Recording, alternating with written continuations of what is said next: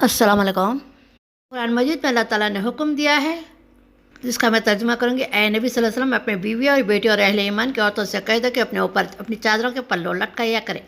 یہ زیادہ مناسب طریقہ ہے تاکہ وہ پہچان لی جائے اور ستائی نہ جائے۔ اللہ تعالیٰ غفور الرحیم۔ اس آیت میں لفظ جلابیب استعمال ہوا ہے جو جلباب کی جمع ہے۔ جلباب سے مراد ایسی بڑی چادر جس سے پورا جسم ڈھک جائے۔ سامعین، اس آیت کا مفہوم یہ ہے کہ عورتیں اپنی چادر اچھی طرح لپیٹ کر اس کا ایک پلو اپنے اوپر لٹکا رہے۔ حضرت عمر فاروق کے زمانے میں قاضی تشریح سے اس آیت کا مطلب پوچھا گیا تو فوراً وہ ادب دینے کی بجائے کھڑے ہو گئے، اپنے چادر کی اس طرح سے اپنے کل جسم کو ست تپا ڈھانپ کیا کہ صرف ایک آنکھ ہی باہر رہ گئی۔ حضرت عائشہ فرماتی کہ جب یہ آیت نازل ہوئی تو ہم نے اپنے کپڑوں میں سے موٹے موٹے کپڑے چھان کر ارادہ کیا ان سے اپنے دوپٹے بنا لیے۔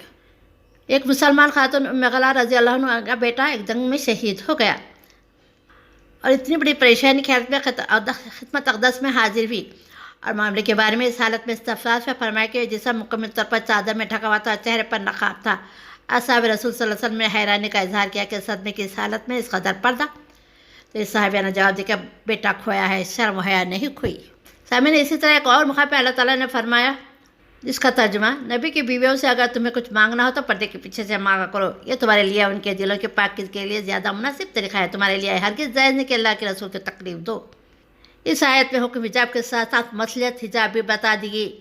اس آیت کی نزول سے پہلے تمام مسلمان بلا روک ٹوک امہات المومنین کے پاس آتے جاتے تھے، جبکہ کچھ مسلمان کی یہ بات سخت ناگوار محسوس ہوتی تھی۔ ایک بار تو حضرت عمر رضی اللہ عنہ نے اس کا اظہار بھی کر دیا، کاش آپ صلی اللہ علیہ وسلم امہات المومنین کا پردے کا حکم دے دیتے۔ آخرکار یہ آیت نازل ہوئی جس کے بعد حضرت صرف محرم مرد ہی مطہر مومن کے ہاں آتے جاتے تھے، باقیوں کے لیے پردے کی پابندی عائد کر دی گئی۔ قرآن مجید کا اسلوب بیان ہے کہ کسی ایک فرد یا تقوی کو حکم دے کر کل امت مراد لینا ہے۔ مثلا نبی صلی اللہ علیہ وسلم کا مخاطب کر کے حکم دیا جاتا ہے کہ لیکن اس سے مراد کل امت کو حکم دینا ہوتا ہے۔ اس طرح یہاں بھی اگرچہ صرف امہات المومنین کو حکم دیا گیا لیکن اس حکم کی مطابقت کل صحابیات نے کی۔ مدینے کے کل گھروں میں پردے لٹکا دیے گئے، عام لوگوں کا گھروں میں آنا جانا بند ہو گیا سوائے محرم مردوں کے۔ اس طرح سے مخلوط مجالس مرد و زن کے آزادانہ میل جول پر کلیتاً پابندی لگ گئی۔ پھر قرآن میں اسی سورہ میں اللہ تعالیٰ فرماتے ہیں کہ اے خواتین، اسلام اپنے گھروں میں رہا کرو اور دور جہالت کی سچ دھج نہ دکھاتی پھرو کرو۔ اس آیت میں لفظ تبرج وارد ہوا ہے جس کے معنی تین معنی ہیں کہ اپنے چہرے اور جسم کو موزونیت اور حسن لوگوں کو دکھانا، دوسرا اپنے چمکتے زیور اور برق لباس اور سامان آرائش کا نمائش کرنا، اور تیسرا اپنی چال ڈھال اور ناز و انداز سے خود کو نمایاں کرنا۔ عورت کا میدان کا اس کے گھر کی چار دیواری محسن انسان صلی اللہ علیہ وسلم کے فرمایا کہ عورت تو سراپا پردہ ہے، جب وہ گھر سے نکلتی ہے تو شیطان سے گھورتا ہے۔ اللہ تعالیٰ کی رحمت اس کے قریب تر اس وقت ہوتی ہے جب وہ اپنے گھر کے اندر ہو۔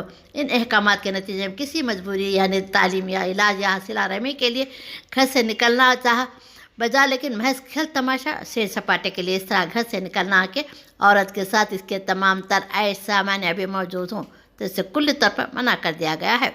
سامعین، جو لوگ کسی بھی طرح سے عورت کو بلا کسی شرعی عذر کے گھر سے باہر نکالنے کا جواز پیش کرتے وہ دراصل دانستہ یا نادانستہ صاحب سبت کا کردار ادا کرنے کی کوشش کرتے ہیں، جنہوں نے اللہ تعالیٰ کو حرام کو حلال اور حلال کو حرام کرنے کی کوشش کی۔ اس کے لیے ہیلے بہانے تراشے تھے، کسی پس وہ قوم ذلیل و بندر بنا دی گئی، ان کی نسل ہی ختم ہو گئی۔ سامعین، حقیقت ہے کہ اللہ تعالیٰ نے اپنے احکامات اور اپنے نیک بندوں کا مذاق و استہزاء بالکل ہی پسند نہیں ہے۔ یہودیوں کے بارے میں قرآن نے نقل کیا ہے کہ ہم نے سن لیا، کیا مانا نہیں نافرمانی کی، جب کہ مسلمانوں کے بارے میں قرآن نے بتایا کہ سمعنا و اطعنا کہ ہم نے سنا اور مان بھی لیا، اطاعت و فرما برداری بھی کی۔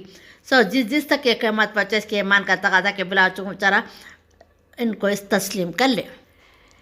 سامعین، اسی طرح ایک حکم اللہ تعالیٰ نے سورہ نور میں بھی ارشاد فرمایا ہے۔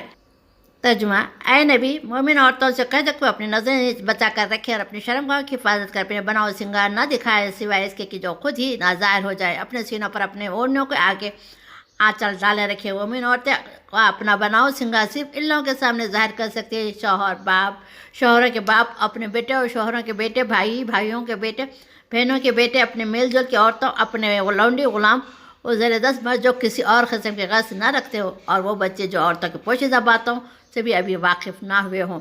وہ اپنے پاؤں زمین پر مارتی ہوئی نہ چلا کرے۔ اپنی جو زینت انہوں نے چھپا رکھی ہے اس کا علم لوگوں کو ہو جائے۔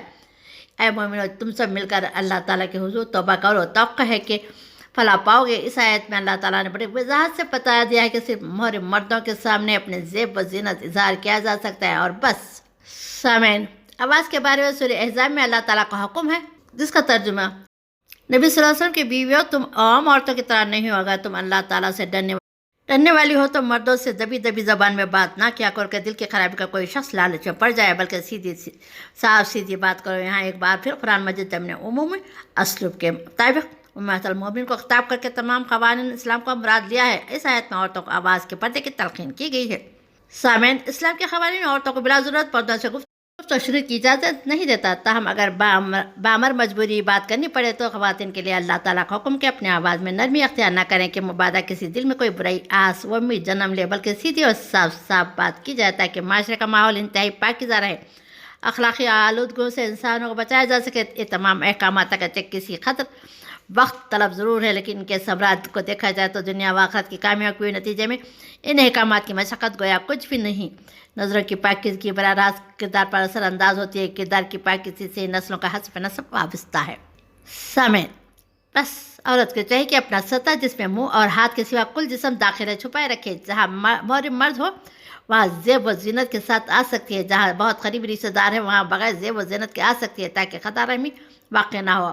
جو جگہ بالکل غیر مردوں کی ہو وہاں بالکل پردہ، نقاب اور حجاب کے پابند کے ساتھ آئے، حتیٰ کہ اپنی آواز کو بھی شیرینی سے خالی کر گفتگو کرے۔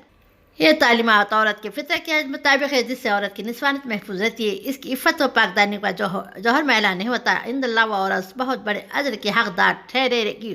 جو عورتیں اپنے احکامات کا خیال نہیں رکھتی تو مردوں کے ساتھ مسلسل میل جول کے نتیجے میں ان کے چہرے سے ملائمت، نورانیت، معصومیت رخصت ہو جاتی ہے، ان کے رویے میں عجیب سے غیر فطری کرختگی آ جاتی ہے، نتیجہ میں ایک ایسی شخصیت میں ڈل جاتی ہے جس میں ممتاز زوجہ اور خاہرہ جیسے اوصاف انخواہ ہو جاتے ہیں۔